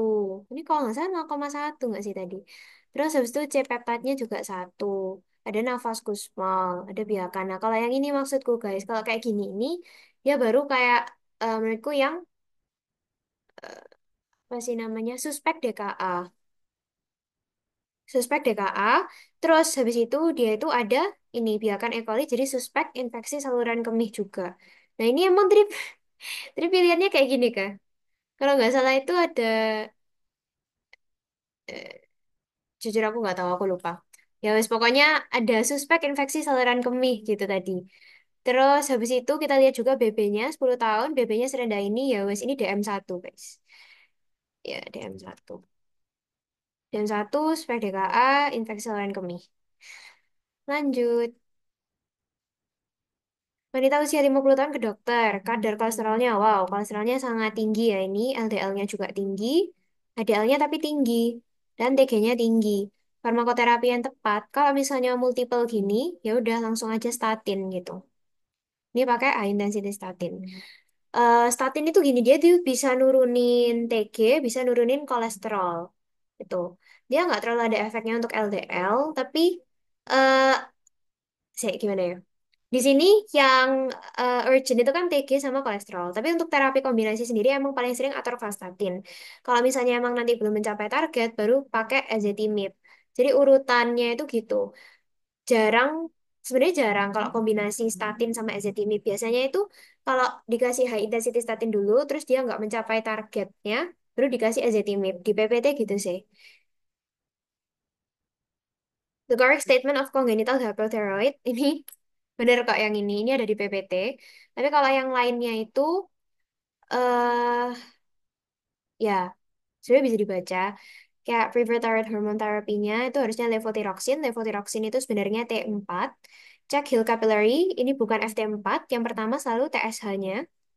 Terus severe symptom is present during congenital hypothyroid. Ini aku nggak ngerti maksudnya gimana. eh Ya ini terlalu rancu ya. Maksudnya aku nggak ngerti. Tapi di PPT yang ini yang ada, yang C. Kandungan aktif di wortel ini beta karoten atau karotenoid. Baru nanti dia itu di tubuh baru jadi retinol, retinoic acid. Makanya kalau dari protein hewani itu langsung dalam bentuk ini, bentuk aktifnya. What is the correct statement of parathyroid? Ini jujur aku nggak tahu kenapa pilihannya yang ini jawabannya, tapi yang benar cuman ini. Jadi dia itu nggak memproduksi kalsitonin ya. Yang menghasilkan itu parafollicular C cells di tiroidnya. Decrease level karena iodine deficiency nggak juga, nggak terlalu pengaruh iodine ke paratiroid. Produce prolactin tambah salah. Chronic diarrhea when the PTH levels are elevated, nggak, harusnya justru kebalik. Nggak diare. Adanya tumor prolaktinoma menimbulkan gejala berikut. Ini tadi sudah, galaktorea ya. Dasar patologis dari komplikasi kronis itu ada dua, mikroangiopati sama makroangiopati. Ini ada di PPT yang metabolism. Ya, komplikasi kronis, sorry. PPT komplikasi kronis. Besaran diet bagi masyarakat ditentukan berdasarkan hal di bawah ini kecuali. Nah, sebenarnya oke, kita lihat di sini itu sebenarnya benar ya, guys. Kayak ini kayak benar semua kan. Tapi kalau secara rumus yang nggak pakai itu ini di rumus besaran diet di PPT yang pengaturan ini juga ada. Jadi pakai seks, umur, berat badan dan berat ringannya aktivitas fisik kayak tadi dikali 1,55 untuk untuk aktivitas ringan, 1,76 untuk aktivitas sedang. Penulisan resep simvastatin yang benar. Jujur ini aku nggak tahu kenapa udah ditulisin kayak gini.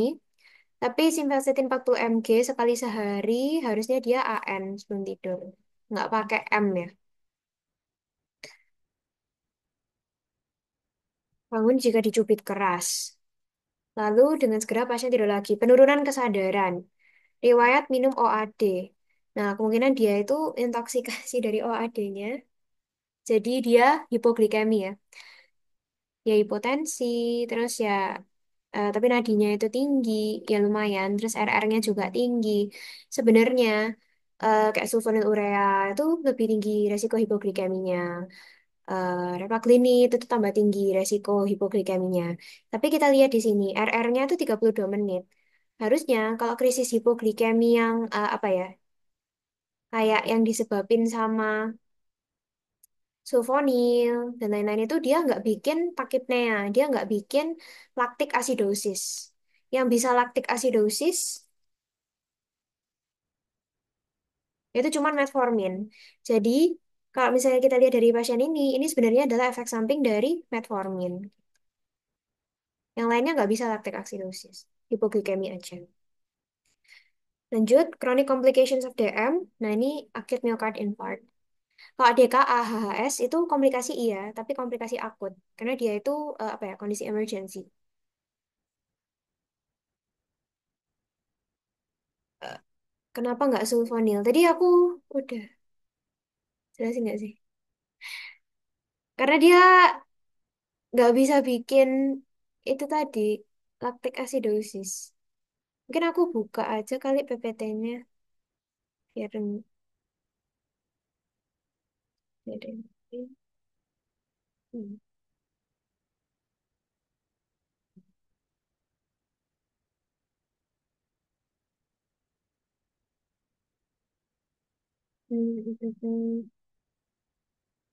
Nih, lactic acidosis, metallic taste in mouth.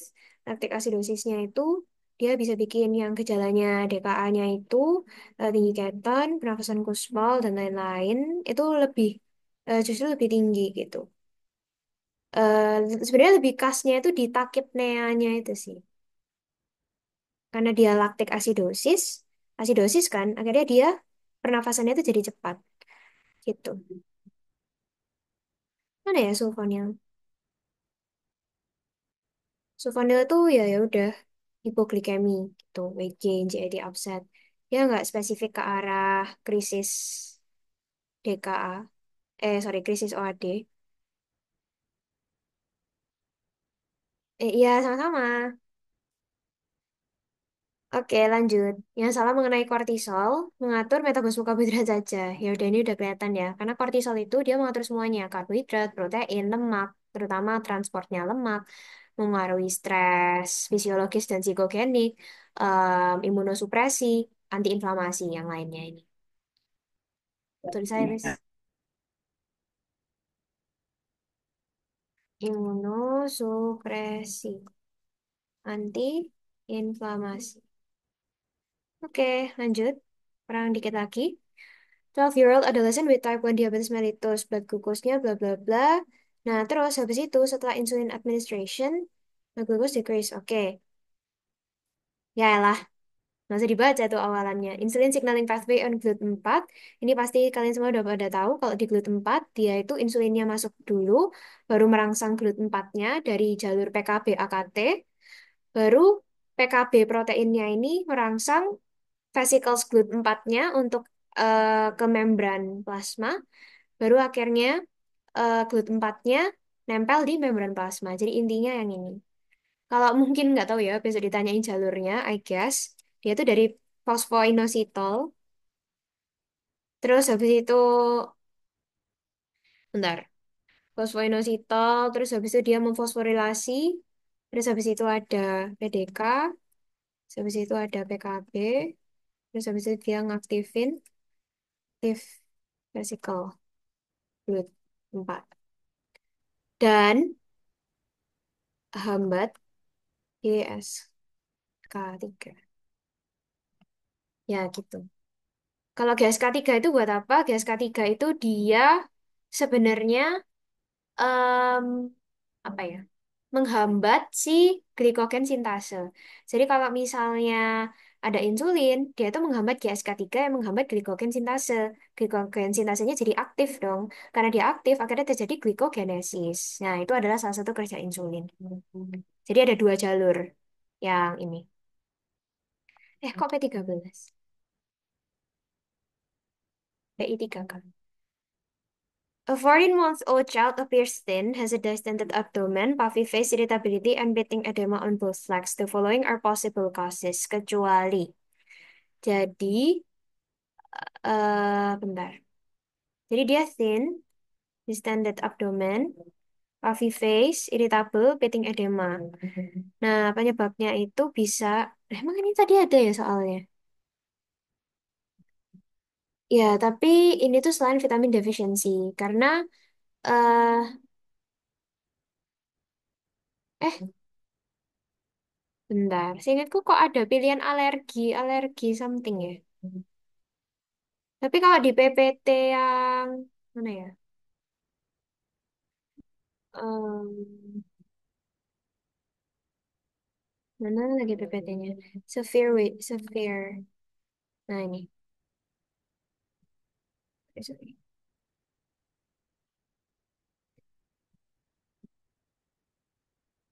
Di awal. No, no. Nah, ini. Oh, enggak sih, sorry. Ini soal yang lain. Maaf.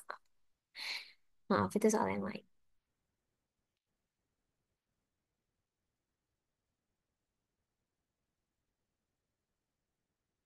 Eh,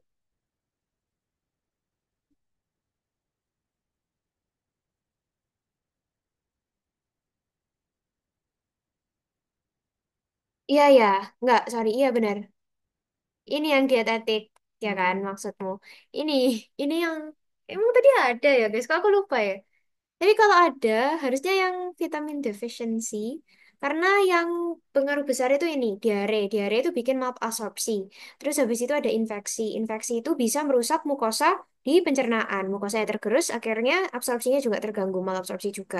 Inadequate food intake itu berarti dari kebutuhan dari awal nggak terpenuhi. Jadi yang kurang menyebabkan kwashiorkor dan marasmus itu adalah vitamin defisiensi karena sebenarnya dia itu defisiensi mikronutrien. Gitu. Ada waktu dietetik aja. Oke, tadi kasus itu soal ada yang dua, dietetik sama diagnosis. Oke, oke, guys. Nggak ada ya berarti. Jadi soalnya ya udah ini aja. What is the pathophysiology? Ini dietetik hipotesis atau dari diet, dari makanan. Nah, nanti itu ada beda-beda kayak aflatoksin itu dari jamur, infeksi jamur, ada adaptation hypothesis, itu setelah dia kekurangan nutrisi, baru dia itu ada adaptasinya. Nah, ini belum ke adaptasi, ada role of hormone of infection salah, berarti yang dietetik. Mm-mm. Oke, nah ini, wait a minute, tadi nggak ada ini loh. Tadi itu, apa ada ya? Mungkin yang Ayubi ada kali. Tapi tadi itu kalau nggak salah pilihannya itu diabetes tipe lain. Diabetes spesifik tipe lain gitu. Jadi ini kan kalian bisa lihat. Meskipun dia itu ada rendah blood glucose-nya gini, ada urination, increase hunger, weight loss, itu kan udah tanda DM2 ya. Tapi ini ada history of lupus dan ada methylprednisolone. Dia itu adalah corticosteroid. Jadi ya udah jelas kan dia adalah glucocorticoid induced diabetes mellitus gitu. Dia pakai dalam jangka waktu yang lama dan akhirnya ketika dia tuh diambil udah ke mana? Ya, ya tipe spesifik atau tipe diabetes spesifik tipe yang lain. Kalau nggak ada GIDM ya guys. Lanjut. Ini juga sama, bukan, beda. Ini yang dia tuh udah di terapi. Jadi dia itu diagnosed with diabetic ketoacidosis, menerima insulin pump therapy at 4 units per hour, 0,9% NaCl infusion. Jadi dia itu udah menerima 0,9% NaCl. Nah sekarang blood glucose-nya itu 156. Nah gimana lanjutannya? Jadi kita lihat, kan 156 itu udah kurang dari 200. Kalau di PPT, kalau udah kurang dari 200, kita lakukan dua hal. Pertama, kita reduce by 50%. Jadi dari 0,9% jadi 0,45% dan replace infusion dengan glucose. Jadi diganti dextrose. Ini ada di PPT yang DKA-HHS. Salah. Duh, sama lagi warnanya. Nih, page yang ini. Nah, jadi ketika udah kita kasih 0,9%, terus habis itu dia itu udah mencapai 200 mgdl, tadi kan sudah 156 ya, jadi kurang dari maksudnya. Kurang dari 200 atau kurang dari 300 di HHS, kita ubah jadi 5% dextrose. Terus 0,9-nya kita ubah jadi setengahnya, 0,45% gitu. Jadi jawabnya yang A. Ya, nanti kalau misalnya kasusnya beda,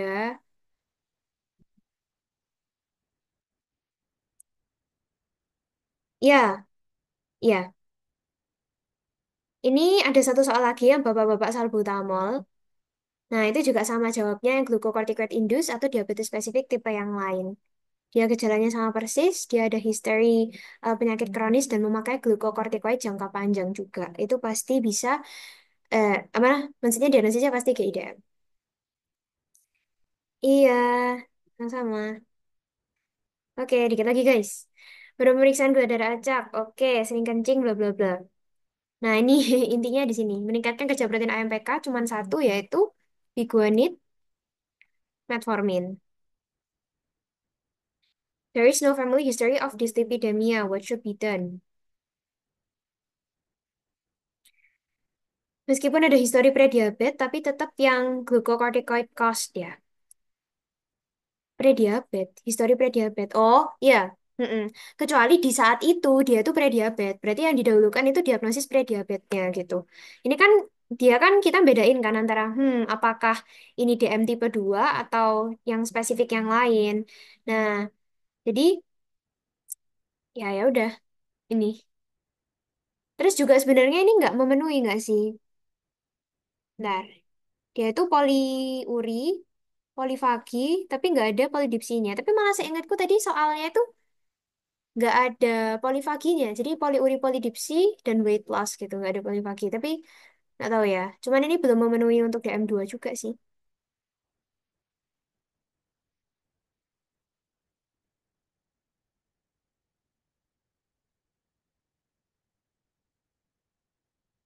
1 tahun sebelumnya prediabetes.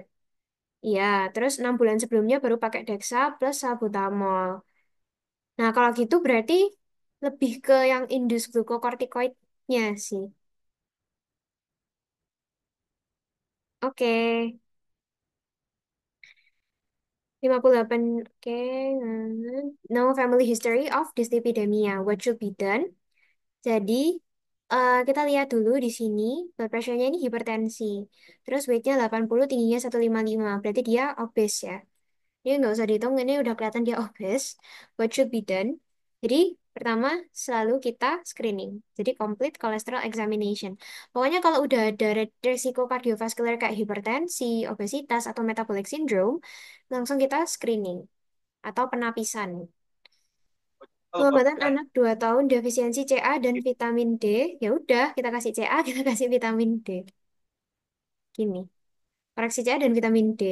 Sebenarnya ya guys, kalau di PPT itu lebih tepatnya harusnya vitamin D-nya itu 3.000 sampai 6.000 unit. Kalau untuk usia 2 tahun. Tapi karena di sini nggak ada, ya cuman vitamin D kan kurang ya, harus koreksi CA-nya juga. Jadi pilih yang A. Seorang wanita 70 tahun dengan keluhan nyeri kepala belakang, tinggi 155, berat badan 70 kilogram, sempat pasang 2 ring. Nah, ini yang 2 ring. Berarti yang tadi kayaknya yang sukutan-sukutan something itu. Nah, hitungan risiko kardiovaskulernya kalau udah ada tindakan sangat tinggi. Kalau baru diagnosis kayak misalnya, oh, dulu ada diagnosis jantung koroner gitu. Nah, itu tinggi gitu. Kalau misalnya sedang, itu ada gejala-gejalanya yang mengarah misalnya ke DM tapi belum didiagnosis DM. Terus resiko rendah itu ya udah nggak ada family history, nggak ada resiko apa-apa. Yang benar mengenai sel spongiosit. Nah, ini udah jelas ya, spongiosit itu di zona fasciculata. Jadi dia itu yang menghasilkan kortikosteron atau kortisol. Jadi di sini itu produksi hormon mineral kortikoid salah ya. Ini kan di glomerulosa. Sekretorik pada kelenjar tiroid juga salah. Kalau misalnya sekretorik yang di kelenjar tiroid itu kan follicular. Fungsinya untuk mengatur CA darah juga salah. Terletak pada lapisan retikular salah. Jadi diregulasi hormon yang dihasilkan sel basofil adenohipofisis. Oh ya, ingat sel basofil itu ada dua ya. Jadi dia itu ada gonadotropik dan ada thyrotropik. Jadi ada dua ini. Kalau sel basofil, kalau asidofil ada dua juga. Somato, eh, gonadotrof ya, sorry. Kalau sel kan. Somatotrof dan mamotrof. Dari namanya udah kelihatan, ini menghasilkan GH, ini menghasilkan prolaktin. Seorang pasien 64 tahun datang dengan keluhan tidak sadar, bla bla bla. Respiratory rate, bla bla bla. Oke. Kussmaul, 450 mg per dl. Glukosurik dan ketonurik. Ini udah kelihatan DKA. Kalau misalnya DKA, berarti dia itu defisiensi insulin absolut. Defisiensi insulin absolut sehingga terjadi lipolisis. Gitu. Nah, kalau misalnya defisiensi insulin relatif, itu yang HHS. Gitu. Nah, karena lipolisisnya ini akhirnya ada ketogenesis, terus habis itu akhirnya terbentuklah badan keton, akhirnya ya ketonuria gitu. Bayi sulit mengangkat kepala dan lidahnya keluar. Pemeriksaan apa yang perlu dilakukan? Jadi ini adalah TSH dan tiroksin bebas. Ya seperti yang tadi, karena lidah keluar itu kenapa? Dia itu makroglosia atau lidahnya besar, makanya lidahnya itu melet keluar dan sulit mengangkat kepala. Itu gejala khas dari genital hypothyroid. Jadi, bahasa ini. Sorry, aku gemes. Nah, jadi kalau misalnya congenital hypothyroid, seperti biasa, periksa TSH dan tiroksin bebasnya. Anak kulitnya kuning kecuali sklera, tampak sehat, sering diberi wortel, itu udah jelas hiperkarotenemia. Kalau misalnya skleranya ikut kuning, berarti dia gejala-gejala dari ikterus, mungkin bisa sirosis atau non-alcoholic fatty liver. Oke, gitu. Nomor 94 mana? Sorry. Belum aku silang. Ya, yang E. Oke, gitu. Mungkin sampai sini ada yang mau ditanyain atau ada soal yang kalian ingat belum ketulis di sini? Kan ini tadi banyak double ya. Ya, in case mau misal nggak dari sini atau ada soal yang pengen kalian tanyain tapi belum ada, mungkin nanti bisa PC aku aja nggak apa-apa. Kalau yang dari sini ada yang mau ditanyain lagi sebelum mungkin aku tutup?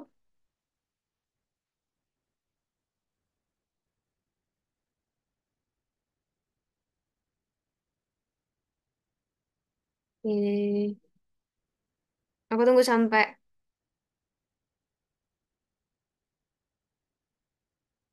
soal yang potential building part of fat membrane. Fat membrane. Itu yang lesitin-lesitin tadi kah? Atau apa lipoprotein? Oh, komponen membran lipoprotein. Itu kolesterol.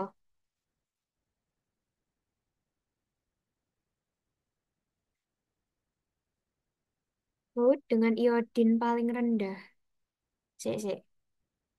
Bentar, aku tulis dulu. Bentar.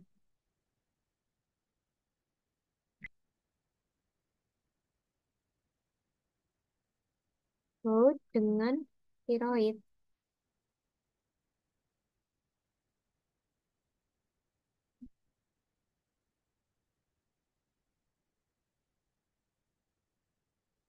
Iodin radioaktif.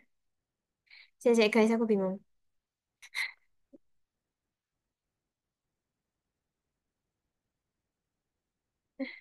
10 years. Oh, enggak ke compile.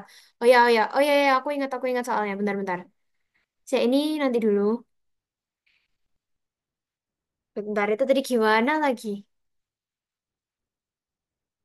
Pokoknya ada 10 years EACVD risk-nya itu termasuk eh borderline gitu kan. Terus ada riwayat kardiovaskular keluarganya.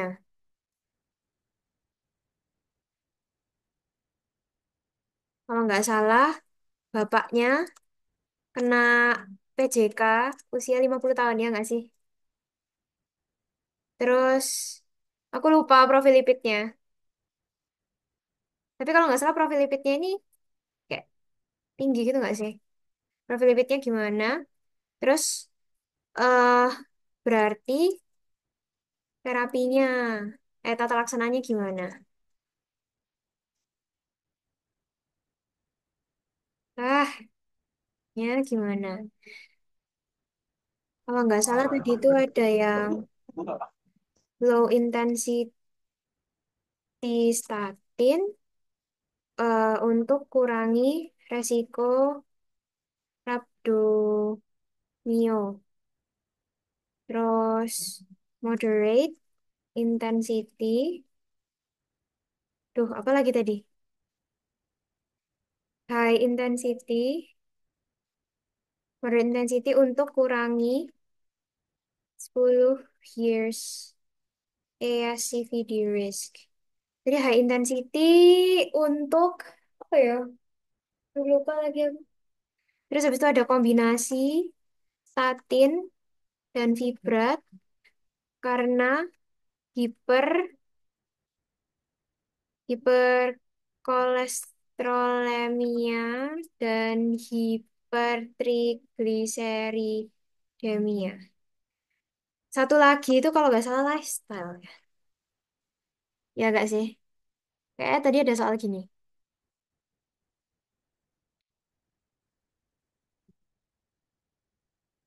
Bentar ya. Nggak salah, bentar. Yang tadi nomor 98, kalau nggak salah opsinya ada yang tumor space occupation.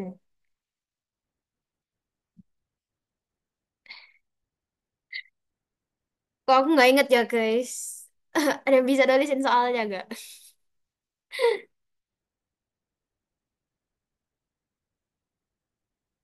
Kalau yang ini, jujur aku jawab yang ini. Karena ini ada di tata laksana AHA. Aku jawab yang ini. Karena aku lihat dari sininya. Kalau misalnya 10 year LCPD risk-nya termasuk borderline, ya udah kita kasih moderate intensity.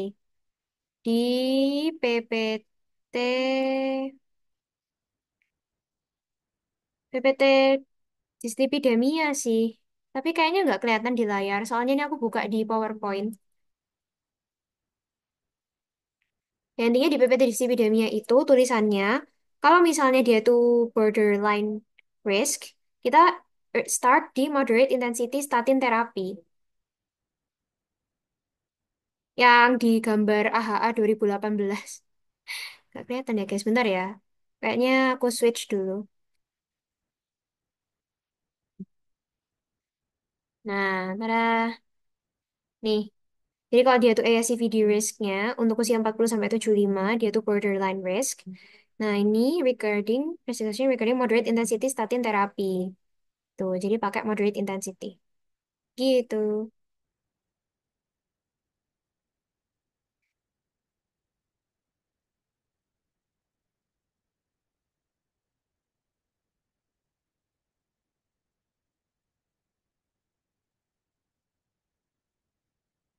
Ya wes guys, kalau lupa gak apa-apa. Yang go tiroid atau apa yang gelap, semakin gelap. Oh, yang paling gelap nggak sih? Yang apa ya? Yang dengan radioaktif iodin warnanya paling oh, apteknya paling rendah, ya kan? Terus habis itu ada kayak tulisnya ada Graves, ada toxic multinodular, ada toxic adenoma, eh adenoma. Ya, tiroid adenoma. Terus ada tiroiditis. Satu lagi aku lupa jujur.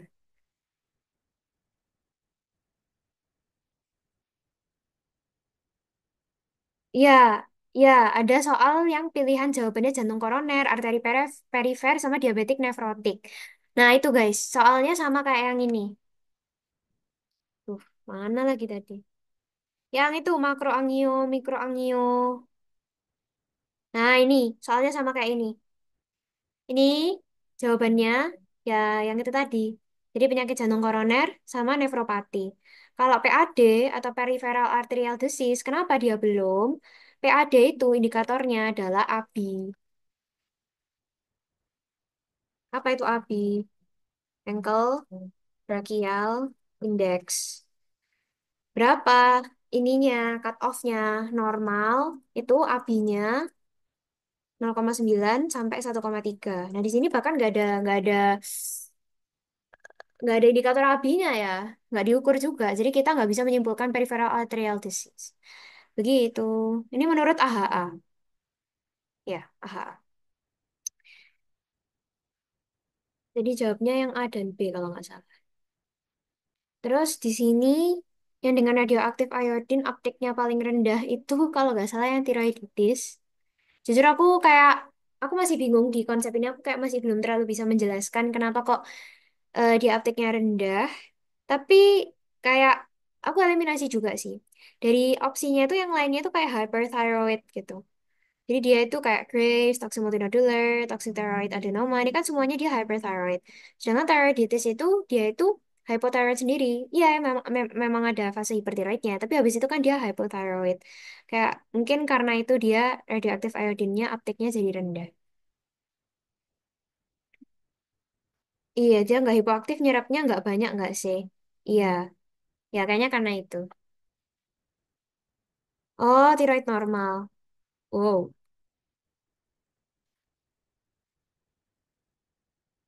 Tiroid normal harusnya warm nodule nggak sih? Hot nodule nggak sih?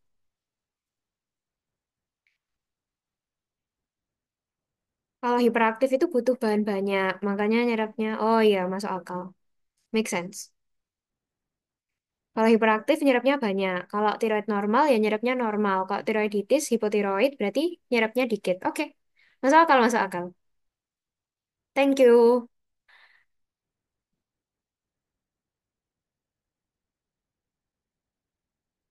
Bukan ini, bukan iodin radioaktif.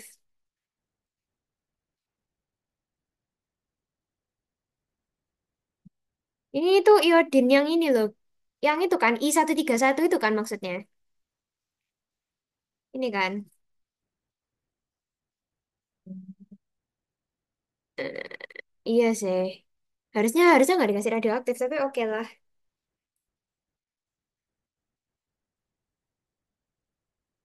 Oke, oke.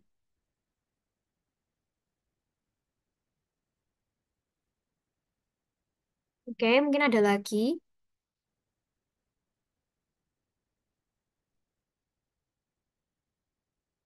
Oke, saya tak tulis saja.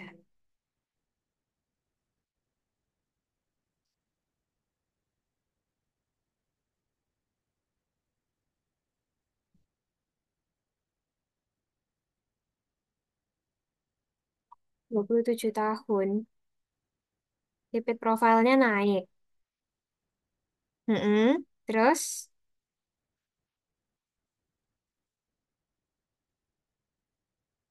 TTL-nya.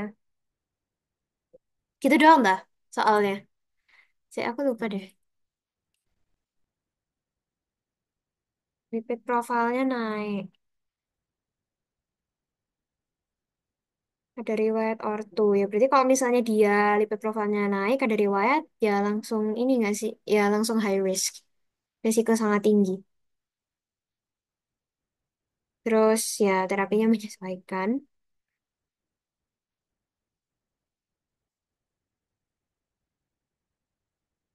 Oke. Lifestyle. 27 tahun. Cut off-nya itu di 20 tahun kalau nggak salah. Saya bentar. Iya, kalau lifestyle itu dia 0 sampai 19 tahun. Kalau 27 tahun, 20 sampai 39 tahun itu harus sudah consider statin kalau ada family history. Kalau dari AHA. Yes. Oke. Iya, tapi AHA itu bagi cut off-nya itu jadi 0 sampai 19 itu lifestyle aja. Terus 20 sampai 39 itu bisa lifestyle, tapi kalau ada family risk itu baru statin.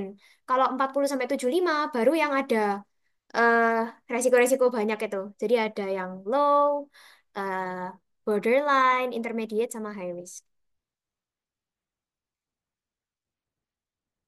Gitu guys. Sudah, mungkin ada yang mau ditanyain lagi. Nanti kalau masih kurang, ya kayaknya aku on sampai jam 10 sih. Jadi mungkin masih mau nanya. Atau besok pagi juga nggak apa-apa. Oke, mungkin biar nggak kemalaman juga. Mungkin sekian dari aku.